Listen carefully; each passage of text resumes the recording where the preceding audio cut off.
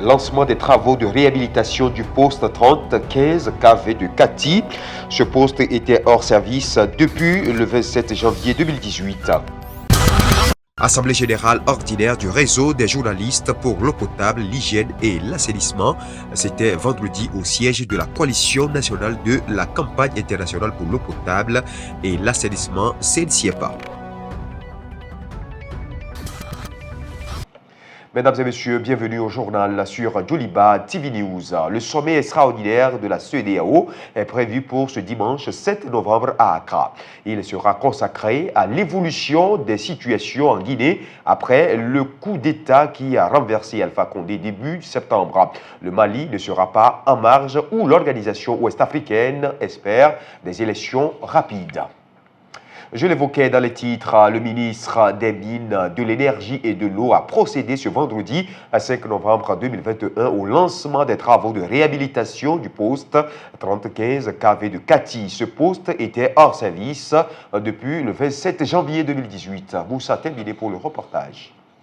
Le poste de transformation électrique de Kati avait été incendié le 26 janvier 2018. Les travaux de réhabilitation du poste sont ainsi lancés par le ministre de l'Énergie. Cette réhabilitation sera effectuée par le personnel de la direction de transport, de mouvement et d'achat d'énergie. Particulièrement d'être là aujourd'hui et de voir que les travaux qu'on a entrepris en 2020 se poursuivent normalement. Quand nous sommes arrivés, nous avons dit une chose, il faut faire en sorte que les populations puissent ressentir à minima les effets ou l'impact, n'est-ce pas, des coupures d'électricité. Pour cela, nous avons dit, eu égard à la vétusté des équipements, les coupures, les pannes, on ne pourra pas les éviter. Mais il faut faire en sorte que lorsqu'il y a une panne, qu'on puisse avoir des solutions provisoires pour que la population puisse continuer à bénéficier du service. Pour le ministre, cette réhabilitation est un plus, car elle a permis de mettre en valeur les compétences des agents maliens et d'économiser 1 milliard de francs CFA. Aujourd'hui, avec la politique de maîtrise des coûts qu'on a lancée depuis décembre 2020 au sein des EDMSA, nous sommes parvenus aujourd'hui à mettre en avant les compétences locales. Aujourd'hui, ce poste est rénové à 100%. À part les équipements qui sont venus de l'extérieur, ce poste a été rénové à 100% par des compétences locales. L'entreprise qui a fait le bâtiment est une entreprise malienne. Les employés qui sont en train de travailler pour installer les cellules pour la rénovation, c'est des agents de EDMSA. Et ça, c'est particulièrement, ça fait vraiment plaisir de voir ça. Et je rêve de voir un jour des entreprises qui vont installer des compteurs de fabrication et des usines de fabrication de compteurs et de cellules. Ce jour viendra, mais en attendant, nous allons savourer vraiment avec brio cette victoire de rénovation, n'est-ce pas, de nos postes de transformation avec des solutions 100%, enfin presque 100% maliennes. Cette réhabilitation en cours s'inscrit dans la vision de la Direction générale d'EDMSA pour l'atteinte des objectifs de valorisation de la technicité du personnel, le transfert de compétences à un personnel plus jeune, la réduction des charges occasionnées par les prestations extérieures, donc d'économiser. Le réseau des journalistes pour l'eau potable, hygiène et l'assainissement a tenu sa 8e assemblée générale ordinaire ce vendredi au siège de la coalition nationale de la campagne internationale pour l'eau potable et l'assainissement CNCIEPA. Au menu des échanges, la présentation du nouveau bureau composé de 15 membres et les perspectives que le réseau s'est fixées dans les prochains jours. Amadou Diallo pour le compte-rendu. La question l'eau, assainissement et l'hygiène est une préoccupation majeure de la nation malienne. C'est pourquoi le RGPA, Réseau des journalistes pour l'eau potable, l'hygiène et l'assainissement, veut en faire son cheval de bataille. En effet, l'accès à l'eau potable, la préservation de l'environnement sont une priorité pour le RGPA. Présent à cette assemblée, le président de la CNCPA salue l'initiative. Le RGPA est un maillon essentiel de la CNCPA WASH. C'est un maillon essentiel car il est responsable de toute la communication, des plaidoyers que nous menons par rapport à la question d'eau et d'assainissement au niveau du Mali. Et s'il n'y avait pas le RGPA, il fallait le créer. Reconduit à la tête de ce nouveau bureau du réseau des journalistes pour l'eau potable, l'hygiène et l'assainissement, Yuba Konaté compte mener ce travail avec efficacité et abnégation. Je voudrais rappeler que nous sommes engagés dans cette dynamique il y a 17 ans, que nous mettions sur les fonds baptismaux les réseaux des journalistes pour l'eau, l'hygiène et l'assainissement. 17 années d'engagement, de dévouement, d'incertitude.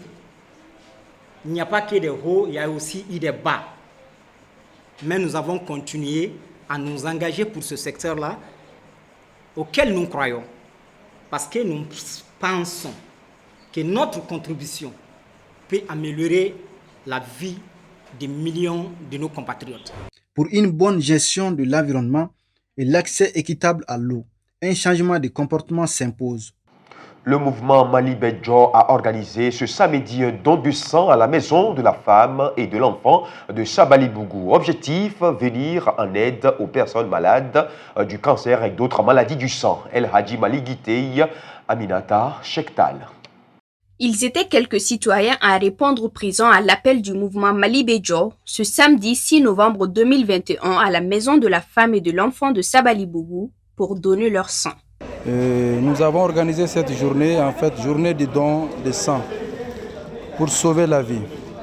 Comme vous le savez, les sangs que nous donnons volontairement seront utilisés pour des personnes malades de cancer ou d'autres maladies du sang.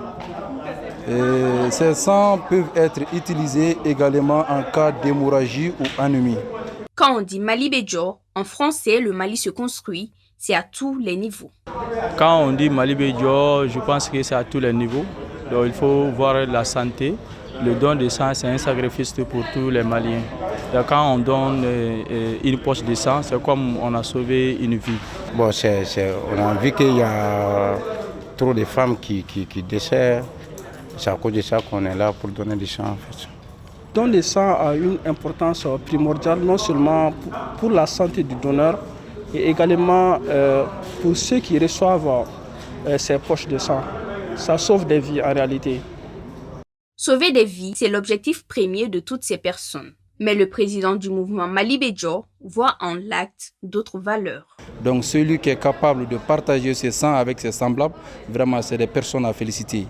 Et moi je m'en profite à travers cette interview d'appeler toute la population malienne, de lancer un appel également à l'endroit de la jeunesse, d'accepter de donner les sangs pour sauver la vie de ceux qui en ont besoin.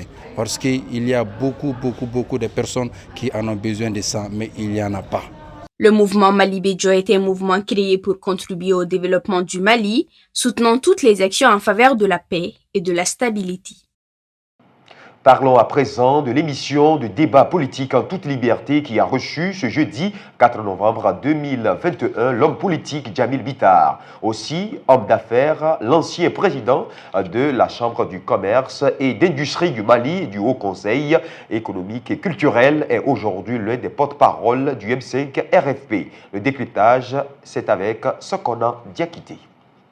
À la question de savoir s'il allait s'engager à dire la vérité aux téléspectateurs au cours du débat, l'invité du jour sans hésiter a répondu par l'affirmatif. Après avoir évoqué ses souvenirs, notamment sa famille, son enfance, ses études, sa jeunesse, l'entretien s'est orienté sur son engagement politique. Sa candidature à la présidentielle de 2013 après le coup de force contre le régime d'ATT, une erreur de jeunesse, soutient-il. Si j'avais à reprendre, je n'allais jamais le faire parce que, vous savez, je parle du fait qu'il y avait cette fougue de la jeunesse que j'avais et la réussite au bout de tout ce que j'entreprenais. Mais malheureusement, je n'avais pas mis bout à bout, en tout cas, la chute du régime. Concernant le premier mandat d'Ibeka, s'il l'a soutenu à un moment donné, le changement d'attitude à son égard au point de demander son départ s'explique. Pendant tout le mandat d'Ibeka, j'ai été complètement isolé. Le premier mandat et même au niveau de mes affaires, des instructions avaient été données pour que même si je gagnais des marchés, qu'on ne me les attribue pas. Et au finish, Ibeka m'a fait inviter chez lui à domicile et nous avions décidé, en tout cas, que si ATT revenait dans la dignité et dans l'honneur, que je n'allais pas me présenter non seulement contre Ibeka, mais que nous allions soutenir sa candidature. Et Ibeka nous avait donné les assurances nécessaires comme quoi sa gestion catastrophique des 5 années, il allait en tout cas remodeler l'attelage pour que les Maliens puissent se retrouver. Donc c'était des promesses.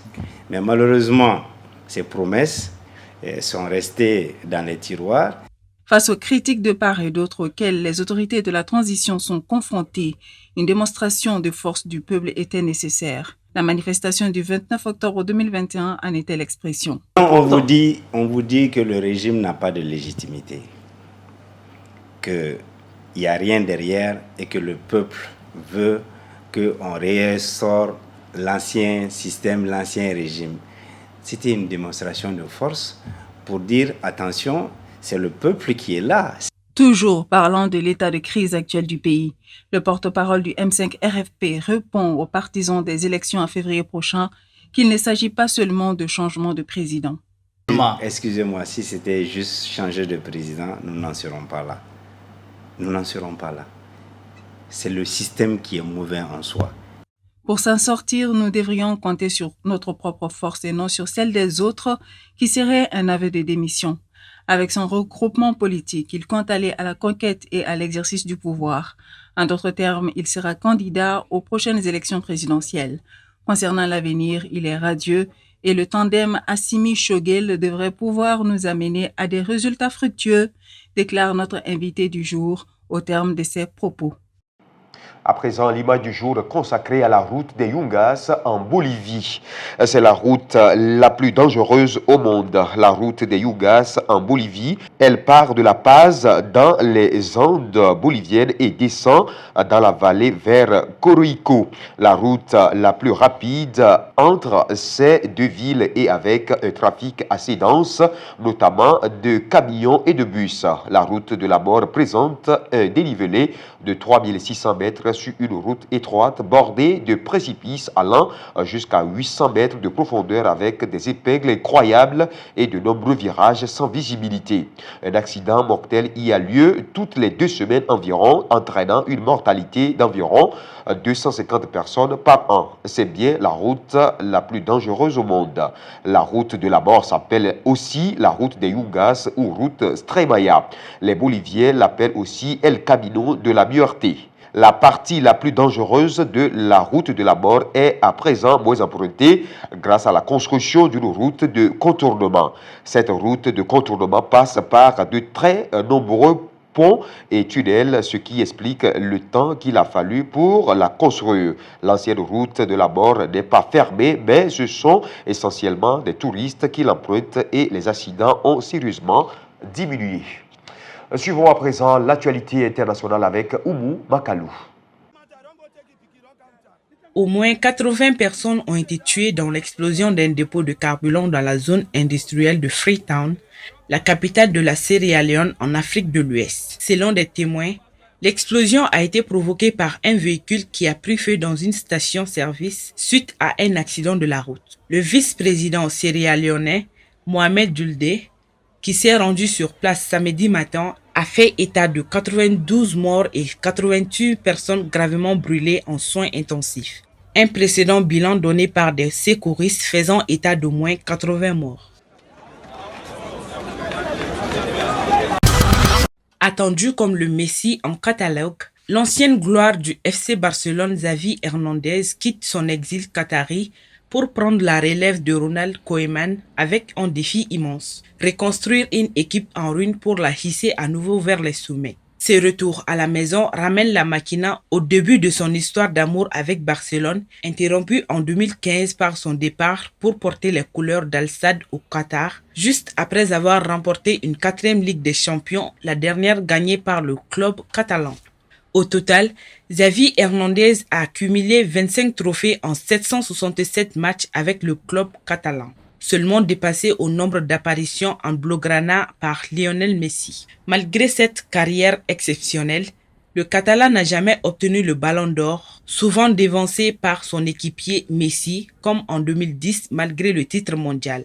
Joueur brillant mais homme discret, il laisse transparaître peu de choses de sa vie personnelle, à peine lui connaissant une passion pour la cueillette de champignons, à laquelle il a initié Gérard Piqué et sa compagne Shakira. De la générosité, du bon jeu et une faim vorace de victoire, c'est le cocktail Xavi Hernandez, un remède que le Barça espère solitaire. Mesdames et messieurs, cette édition se referme ainsi. Merci à vous de l'avoir suivi. Très bonne suite dans le programme sur Joliba TV News.